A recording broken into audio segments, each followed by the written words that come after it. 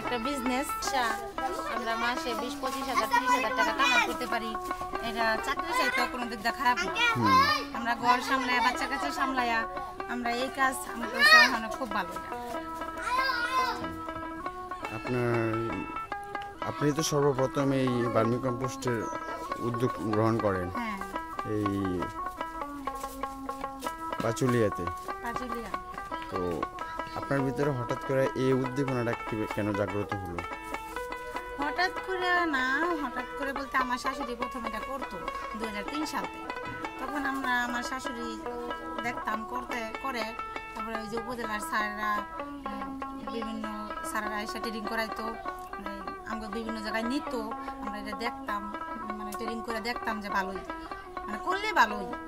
আবার অনেক যে ডিসি অফিসে ধরেন কৃষি গবেষণায় আমরা ইপসা অনেক ট্রেনিং করছি, যেটা আমরা নিজেরাও ব্যবহার করে দেখছি ট্রেনিং করে, যে এটার উপকারিতা অনেক ভালো। আর দিন যাইতেছে এটার ওই মান বাড়তেছে। ধরেন আমরা চাকরি করলে যদি 10,000 টাকা বেতন পাই, আমরা ঘরে বসে ওই এর সাথে আলো বেশি এই ব্যবসা দিয়ে কামাই করতে পারতেছি। আপনার দেখা দেখি আপনার পরে এখন এসে পুরো আমার দেখা দেখি এই গ্রামে প্রায় 100 মহিলা এই কাজের সাথে জড়িত। সবার আমি এই সার কেমনে করে দেখাই দিছি, আমার কাছ থেকে শিখছে। আবার সবার সারটা আমি বিক্রি করে দেই, সবাই আমার বাড়িতে সার দেওয়া যায়, আমি বিক্রি করে দিই সার কিছু সব। সবাই স্বাবলম্বী, সবাই মানে প্রতি মাসে কিছু না কিছু বিক্রি করতেছে। এই আপনার এই ধরনের কাজের পিছনে সার্বিক সহযোগিতা করতেছে কে?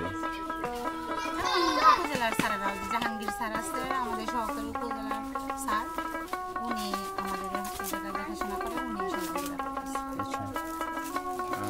আপনারা কি এ বিষয়ে কারোর কাছ থেকে কোনো ঋণের আবেদন করেছেন কিনা?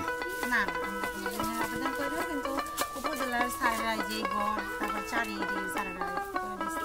এই ব্যবসাটাকে আপনারা কি আরো কি পরিসরে বড় করতে চান কিনা? যদি কোনো সংস্থা সহযোগিতা করে, সুযোগ সহযোগিতা করে, তাহলে আমরা বড় করব।